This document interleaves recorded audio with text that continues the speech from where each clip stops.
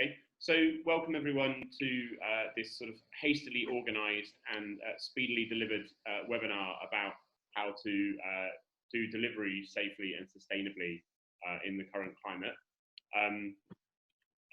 In the next 45 minutes, we're going to kind of do a bit of a whistle-stop tour through, I guess, some of the things you might want to think about in terms of risks, safety, legality, as well as some of the kind of entrepreneurial and innovative approaches that different restaurants are taking.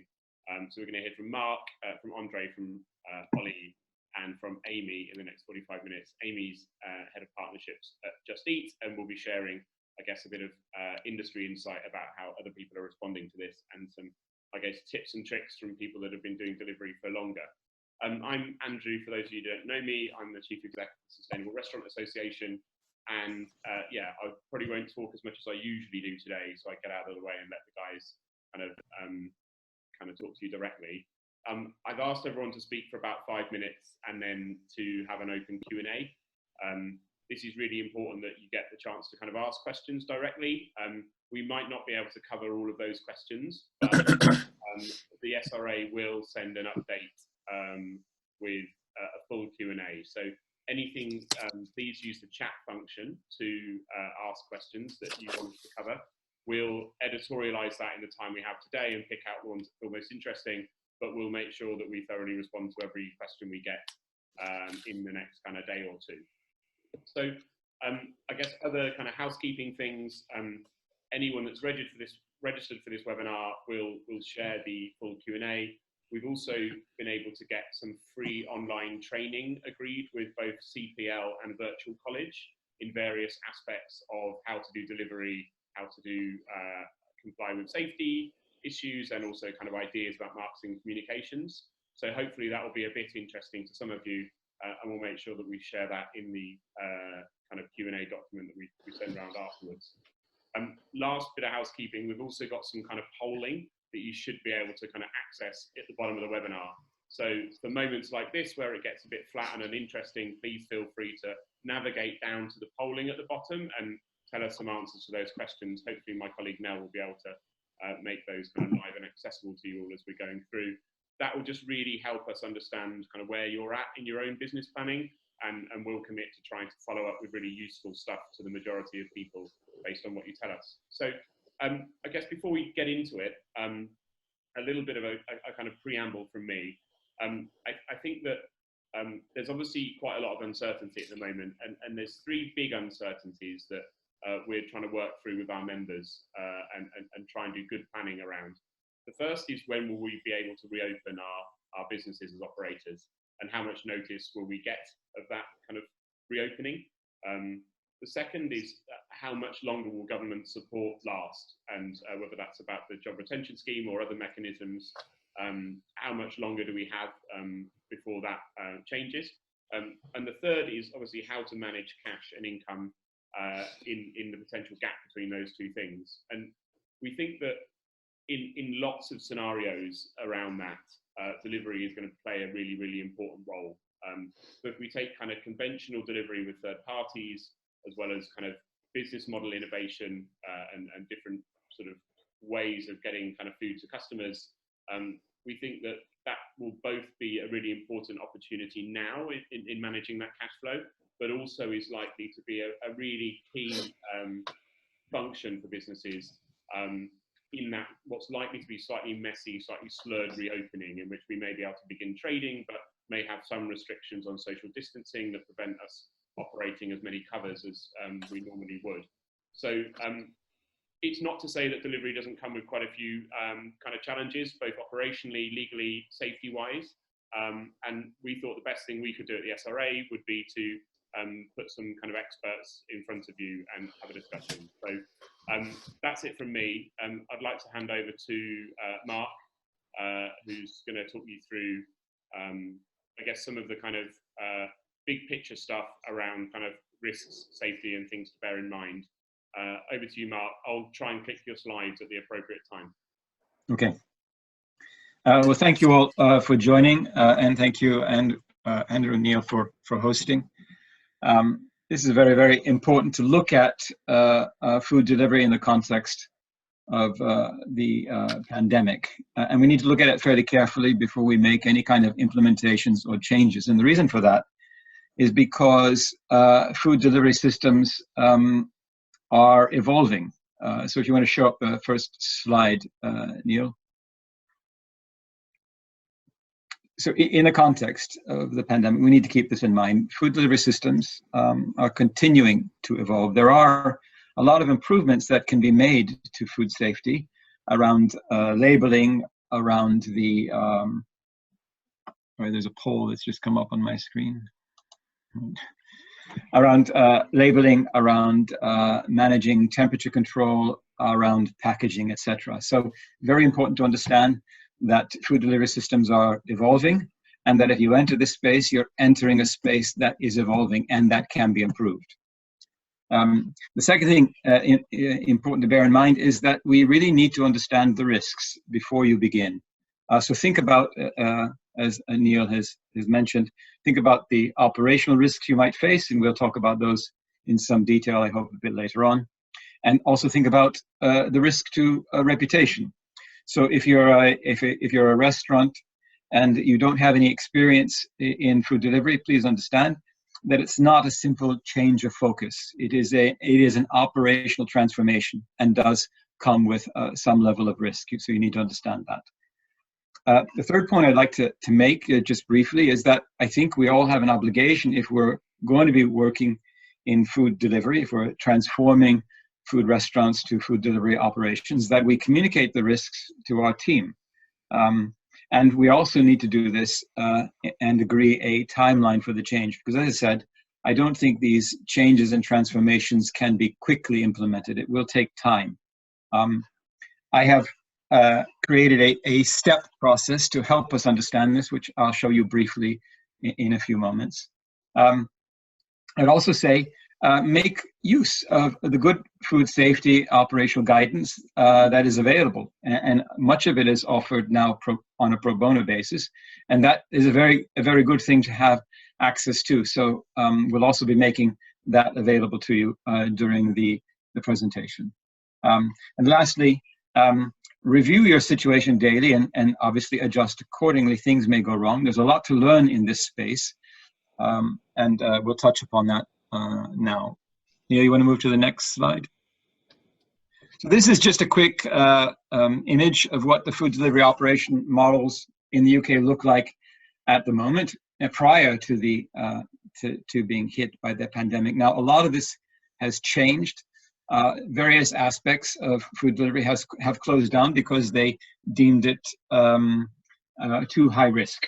So notable change like Pret, etc., Eat, Itsu, Cafe Costa, a lot of these food retail giants have closed down. It's important to bear in mind that these giants have very good food safety practices in place and food handling procedures. So you need to be asking yourself the question, if these large companies close down, why did they do that? And can our systems evolve to meet theirs? It's very important that we try to improve our food safety operations while we pivot towards food delivery. Next slide, Neil. This slide is just to give you an example of how these various systems overlap in relation to safe food delivery. So, of course, restaurants do not have access to these kind of integrated systems, but this gives you an example or an idea of the crossover of specialty knowledge that you will need access to. I won't dwell on that, but it just is to give you an idea of how difficult actually integrated and safe food delivery operations can be. Next slide, Neil. And this is a stage process, if you will, or a step process for setting up food delivery operations. I tried to capture at a high level as much as possible. I can just highlight a few points while going through the slide. So I think initially it's very important that you practice a standstill. So you just stand still where you currently are. You review your current operations. You inform yourself about the pandemic. You take a a risk assessment in terms of your business. You look at the operational risk you might be facing, and you also look at the reputational risk. We can also talk, of course, about that in a little bit more detail as we go on. Then you need to look at your health and safety operations and your health and safety processes. You need to review that. You need to conduct, I would suggest, a full operational audit of what you currently have in place, particularly, as I said, your health and safety procedures. And then if you are a food restaurant currently operating and you're transforming your operation to a food delivery model, you need to register that with the local council. You need to inform them. You can do that by email. The ordering system is of course going to be a different system, and something perhaps you're not used to. You need to think about the website, phone-in orders, etc. And if you are doing that, you need to keep in mind questions about allergens and intolerances. You need to communicate openly and honestly with your customers, and you need a way of doing that. Labeling, if food is going out for delivery, you need to make sure that it's labeled, particularly when you're dealing with individuals who have allergens or intolerances.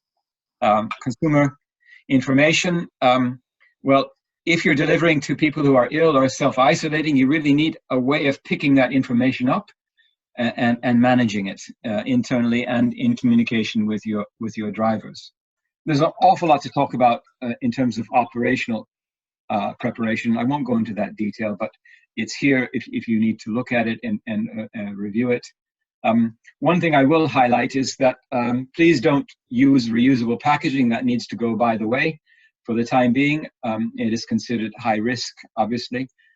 Do make sure that your food delivery drivers and all team members, if possible, are practicing social distance. I know that's difficult in the context of kitchen production, but it has to be observed if and where possible. And if it cannot be, then you have to ask yourself the question, really, should I be open and should I be managing a food delivery operation?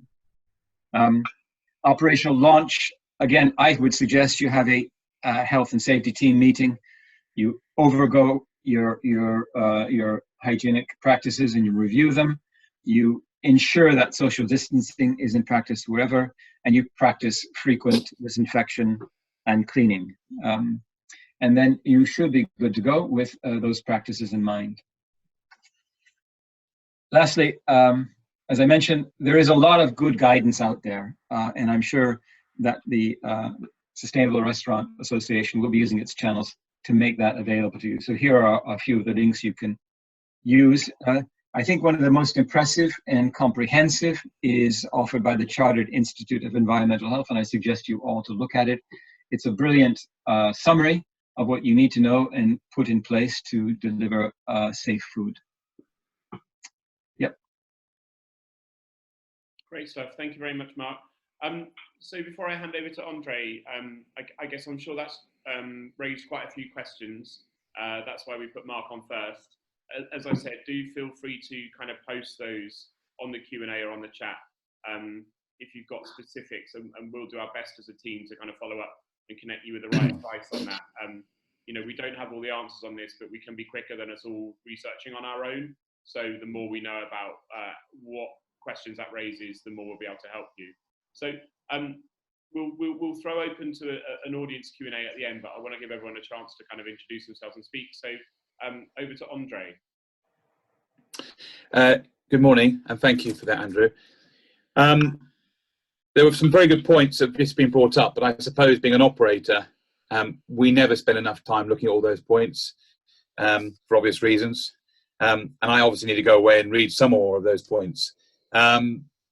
Most of us were left in this position. We had to pivot from doing what we did every day and taking it for granted that the business came in and we didn't really have to worry about it too much, to the point whereby we had no cash in the business, and we're all so cash reliant. So after 20 years and 6 restaurants, in 30 hours, we moved the business into a e-commerce site through great difficulty, and now provide a delivery only service with a small click and collect opportunity. with lots of social distancing and various other bits and pieces. The main thrust of what we would try to do was to, one, improve our cash flow, two, support the community, and three, keep in the zone mentally and physically. And in doing so, keep the light on, get the gas burning, and provide us with a flicker of hope that we don't know what the future will look like, but if we are open and we are doing something of value, then hopefully we'll be here at the other side. One point amongst many is the real need to keep on reviewing your position, because things are changing so quick. And I've worked in this business for 30 years, and I'm finding that things are changing on an hourly basis, which is, well, is a huge challenge. And however big or small, we all suffer from very similar issues. In regards to the to-go business, we didn't decide to do any takeaway. We just decided to scale up and provide a delivery service of ready-made meals. And because we don't have any of the kit to freeze it down, we just accepted that A, it would be ready meals, B, it would be a selection of dishes that we knew would sell, classic old-fashioned dishes, you know, mutton shepherd's pie, cottage pie, fish pie, shakshukas, chickpea hot pots, etc., with a number of desserts. And the view was it would provide good food to those which were isolating in the community, and also provide a mental or a trade up for the weekend for those who wanted a little bit of something special after what is essentially a very difficult time for everybody. And we're now in a position where we opened it to a small geographic region, 5 postcodes within a strong conurbation of about 150,000 people. And that allowed us to take orders from Monday to Thursday. So people can, all online, no phone, all online, through a menu which was online. And on a Thursday, we start production, Friday we pack, and the Saturday we deliver. And we are giving all our customers a 3-day window in which to eat their food. So if we deliver on a Friday or Saturday, they can eat their food Friday, Saturday, and Sunday. And I suppose if they put it in the oven for 2 hours, it'll be fine on Monday as well. So in principle, it just gave our customers a chance to have very good food, very well priced. And then very quickly, we became aware that all our suppliers, from coffee, from fruit and veg, from fish, meat, were asking us to sell their produce, to add it on as additional sales, to bump up the sales value of each delivery. Very quickly, I found that customers were very happy to pay £5 per delivery. Customers were very happy to accept that it would arrive some point on Friday or Saturday, and we would let them know by phone, mobile, when we'd arrive, and then we would just drop it outside and then let them know when we've been. And in doing so, because everyone is at home and there are no cars on the road, this is one issue that we're not having to worry about regarding delivery. And that delivery that we're doing this weekend, 300, that's provided us with £1,500 of extra turnover to allow us to pay for the additional costs. Not one person has questioned that £5 charge. I suppose a couple of additional points, because I've got no idea how long I've got, is we've been around for 20 years, and with 6 restaurants, we were very, very cautious about moving into an area or a market that we had no idea about. Because until yesterday, I thought that Just Eats and Deliveroo and the rest of to-go food was the devil. And I say that politely, because to us, it was all about you come and eat in a restaurant and we'll look after you. We're not messing around with that funny business. Of course, today, I'll eat my words, we're not doing a restaurant, we have to provide delivery. And in doing so, we've realized that we've had to pivot everything we do in a restaurant and realize that nothing is the same. So there is a real need to, 1, review every day whilst you're perfecting the system, 2, consider every option and provide customers with a chance to continually bombard you with advice and feedback. And we were lucky that we had 23,000 people on a mailing list with a good 45% open rate. So we had a lot of stuff coming back saying, that's not good, Andre, that's crap, that needs to change, sort your life out. And very, very quickly, within 7 days, we turned what was a fledgling delivery business into something that actually made a bit of money. Now, the money we're making, as I said, only helps to keep the lights on. It provides great community support, and also provides us with a sense of we're in the zone, we've got a job to do, and we feel that we're mentally rewarded for what we're doing, albeit physically knackered. The couple other points you have to, we've had to realize after 20 years of running 6 restaurants and looking after customers, this is a totally different business, and we have to protect our brand and our reputation, because we all hope that we'll come back to this, running restaurants, running pubs, cafes, etc., in 3 to 6 months' time. The other point is that essentially we're running a satellite business within a business. So we've got no rates. We've got a moratorium on the rent. We've got the utilities giving us some holidays. We've got some grant money coming through. But essentially, cash is king. Now, if we haven't got enough cash to pay the staff their furloughed wages, there is a worry that you won't better carry on forward. So the business that we're all directors of or owners of, we have to make sure that we don't lose sight of the fact that we're responsible and liable. We don't want to be in a position that we work so hard now to keep everything going, to only find out in 3 months or 6 months down the line, we've taken on a lot more debt in doing what we felt was socially and at the time economically appropriate, and provided us with that sense of well-being and part of the community, to only realise we've only added more debt to what already is a debt pile. And if that's the case, and me being a director, I would be held responsible. So I had to be very careful in the way in which I spend my money. And therefore, it means very strong and clear relationship building with both staff and with suppliers. Everyone knows that if you've ring-fenced February or March or older bills, you can then say, right, we'll come back to that. Will you work on the future with me? And we've had to do that with a number of our suppliers to get this off the road. One of the last things is a lot of people are at home and they're furloughed. And of course, we respect and understand the value of that. But some of us have decided not to furlough ourselves and to keep our businesses, however small, however big, open.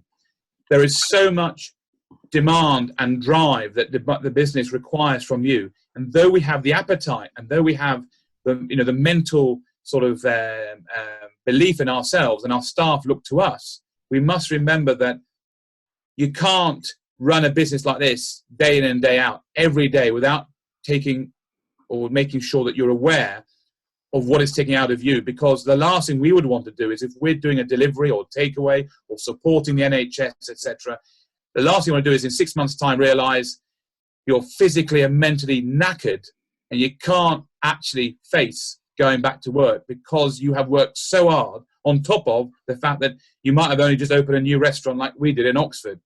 So, we've got to make sure that we're aware of what it's taking from us and our families, and making sure there's some time put to one side so we can go elsewhere. Otherwise, when everything bounces back, the world of hospitality, what will be left of it, will be vibrant, full of vim and vigour and passion. And those who've worked so hard the last 3 or 4 months might find they're too tired.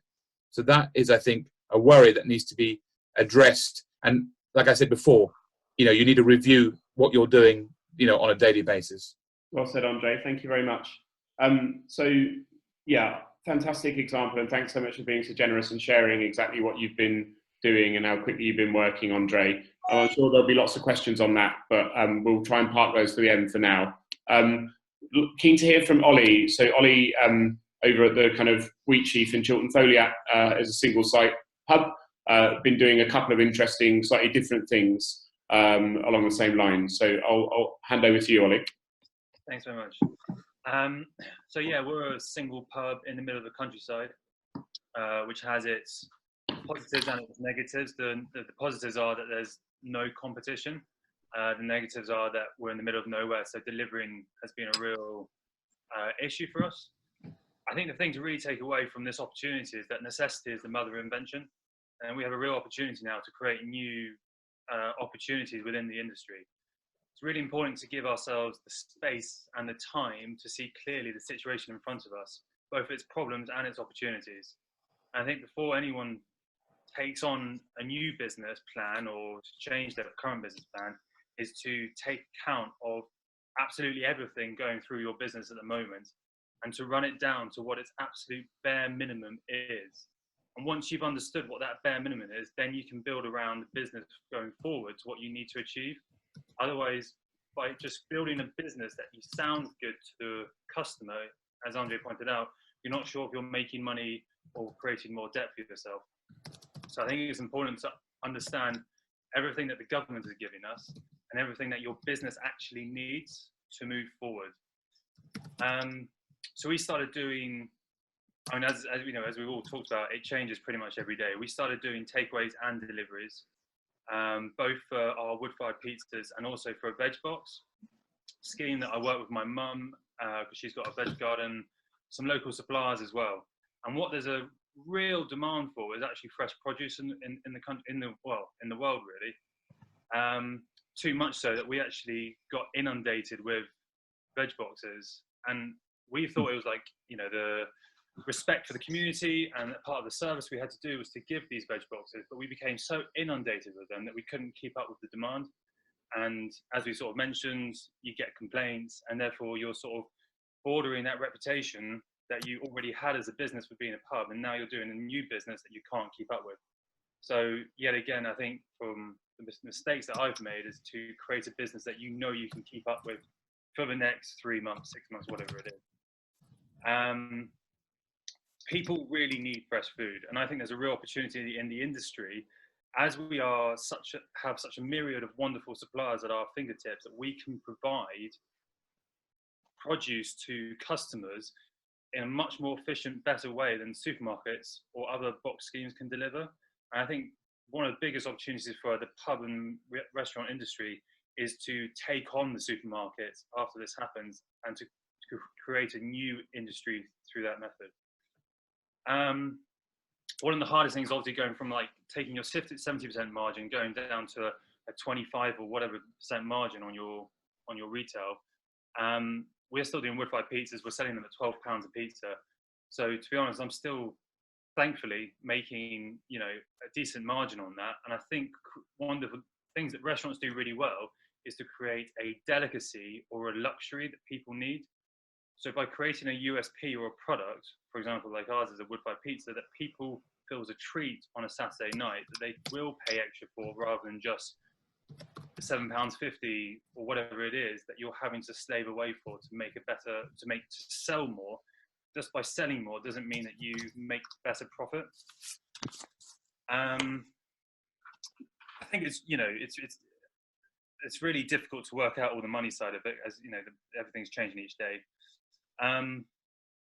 You've got to really protect your reputation of what you do. Yet again, we also do street food, and one of the things I've worked out is that I can now cook everything in the wood-fired pizza oven instead of turning on an oven or a fryer, and that's actually opened up a new side of innovation to me. I said, well, hopefully when we do reopen again, in how many months' time it is, I'm now going to create a new menu purely based around that wood-fired oven. That means that I don't have any three-phase electrical costs, and it also makes my life a lot easier in terms of staffing. So I think, going back to what I was saying, is that necessity is the mother of invention. I think we can have real opportunity and real vision to create a much slimline, more sustainable, more clear vision of what we want from us as business runners and business owners, that makes us happy as well as making the customer happy. Great. Well said, Ollie. Thanks very much for sharing. Ooh, is anyone else getting that weird?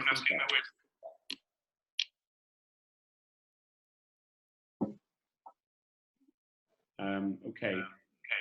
I'm going to hand straight to Amy. Hello.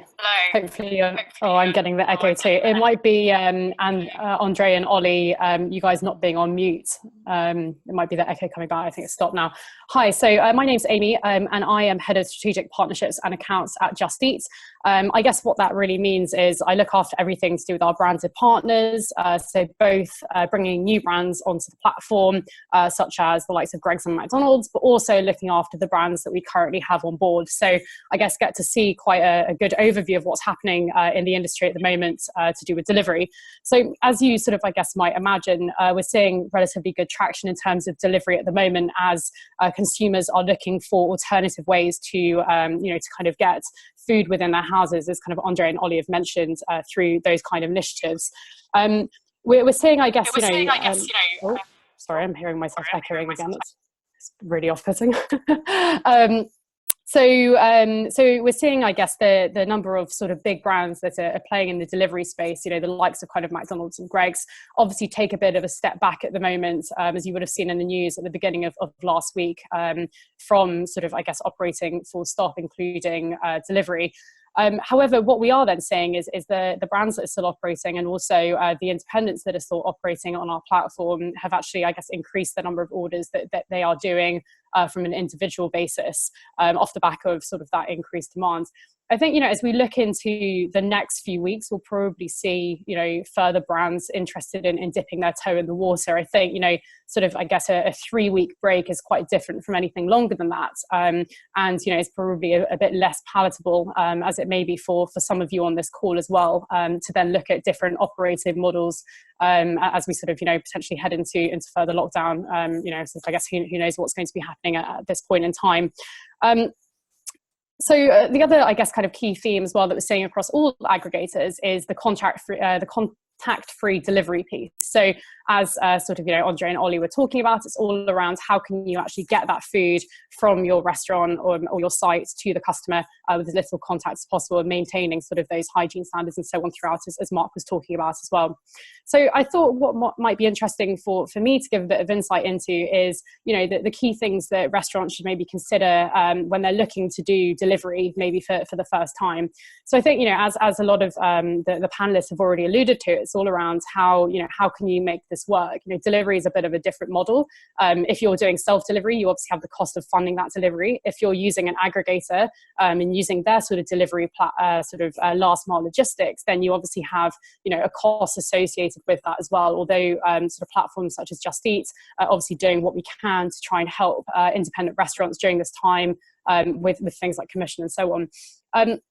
So what do I mean by that? I guess it's things like different staffing levels. It's you know, it's the menu piece. It's you know, how can you actually find a USP, as Ollie was talking about, but also how can you actually sort of create a menu around items which are margin rich? You know, when you have these other things being sort of coming out of that margin, how do you actually tailor your delivery offering to, you know, sort of those kind of goods such as pizza, pasta, and so on, which normally have sort of more margin.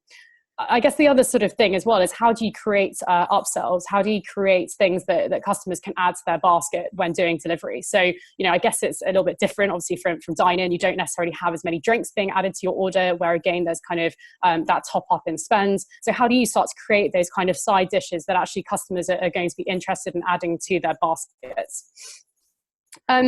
It's then important to understand, I guess, the method of delivery. So as you know, sort of Andre and Ollie, they're doing delivery themselves on the self-delivery model. So having that last mile logistics arm themselves and managing that piece.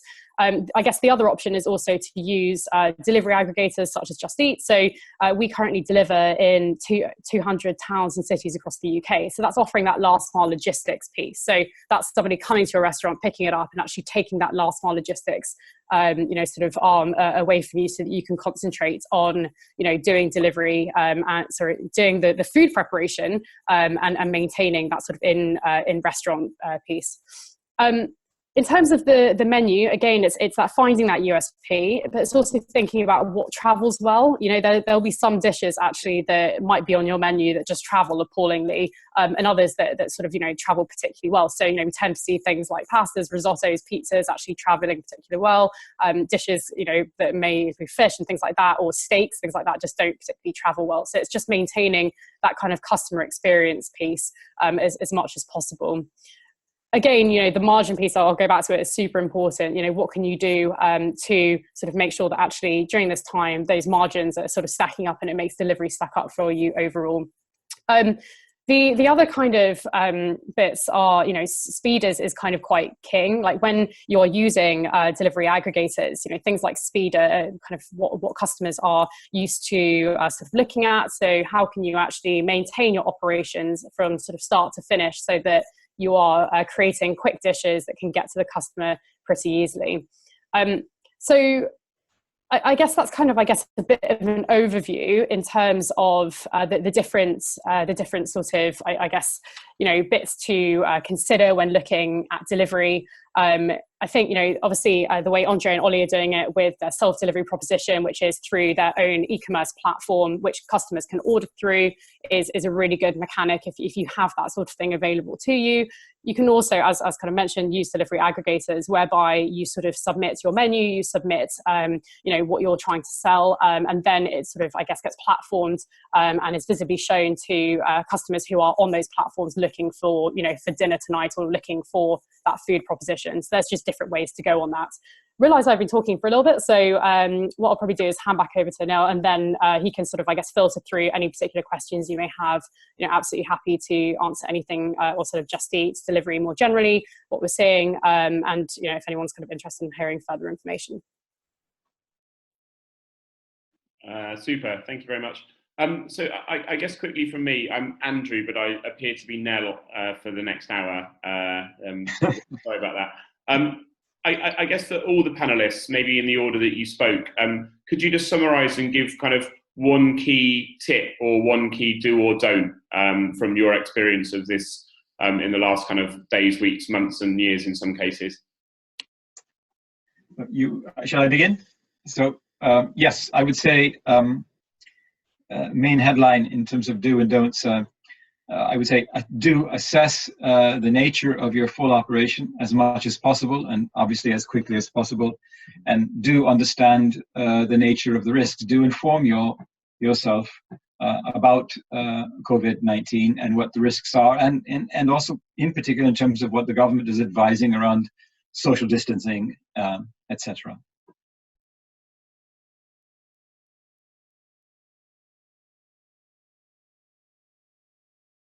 Right, sorry.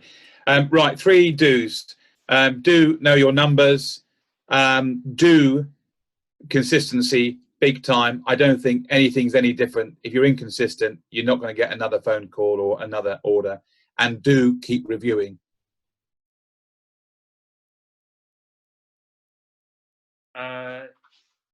Yeah, basically really hone down on the money side of it and make sure that you simplify your business to the absolute core, and then build on from that what you possibly can do, and do try and keep the passion that the industry represents of what this product is in building the business forward.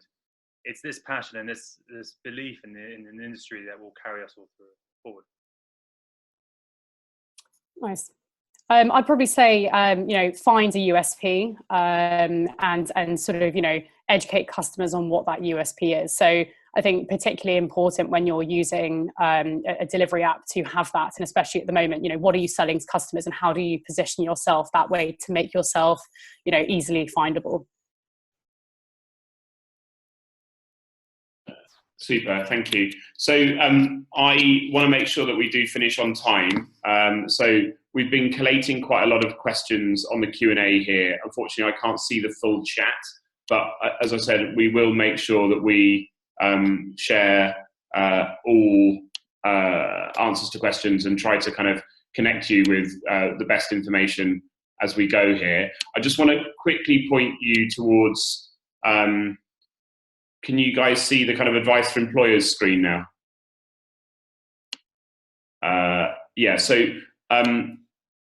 as I said, the SRA are in some ways the same position as lots of you operators, in that we had about the same amount of notice, and it's impacted us about as much. I think what our key strength is that we've got our fingers in a lot of pies. We know a lot of experts, we've got a lot of partners, and we're really trying our best to collate that for you as members, and we're also making all of that advice free for non-members as well. So from kind of the basics to kind of you know, P&L and keeping afloat from a cash flow management point of view, through to kind of detailed member updates about which of our members are still delivering, which are selling produce and selling vouchers. We already have up and running kind of data partnerships with people like kind of OpenTable, BookerTable. We'll look to try to push this information to as many places as possible for our members if you are looking at one of these schemes, so that we can be some part of that marketing answer. We also have relationships with Just Eat, but also Uber Eats as well, and we're doing our best to I guess, offer really smooth kind of transitions onto those platforms where that's relevant, and trying to remove some of the kind of cash flow hurdles as well on the way in. We have a number of guides as well about delivery, but about some other kind of general points like food waste. So really could encourage everyone to take a look at those and just be really proactive in talking to us about what those gaps are and what else you'd like to see from us. I'll commit to making sure that we react as quickly as we can and share that with everyone. I think I'll just then probably wrap up by thanking everyone for attending today, and for thanking the panelists for giving their time. Hugely appreciative. I know that all webinars end with thanking the panelists, but in this kind of difficult time, I really do appreciate the time you've taken kind of out of your day to kind of share advice on this subject. Is there any kind of final point any of you would like to make or share, or anything kind of you've been dying to get off your chest that I've not allowed you to say? Andre, go on. I was smiling. Well, I think what Ollie said was, most of us have worked in this industry since we realised we couldn't do anything else. They keep their flag waving, keep the passion for hospitality going forward. It's a great business and a great industry. Superb. Okay, Mark, anything else you'd like to add? No, I think it was a great panel. A lot of good advice and guidance given, and I think with the right sort of support, food delivery can be made safe, and can do wonderful things in ensuring food gets out to the people who really need it. Fabulous. Okay, well, thank you everyone again, and I will get everything sent around to everyone that's been participating in this in the next 24 hours. So I'll give you that 1 minute of your day back to go and have some nice delicious lunch. Cool. Cheers. Thanks all. Thank you. Yeah.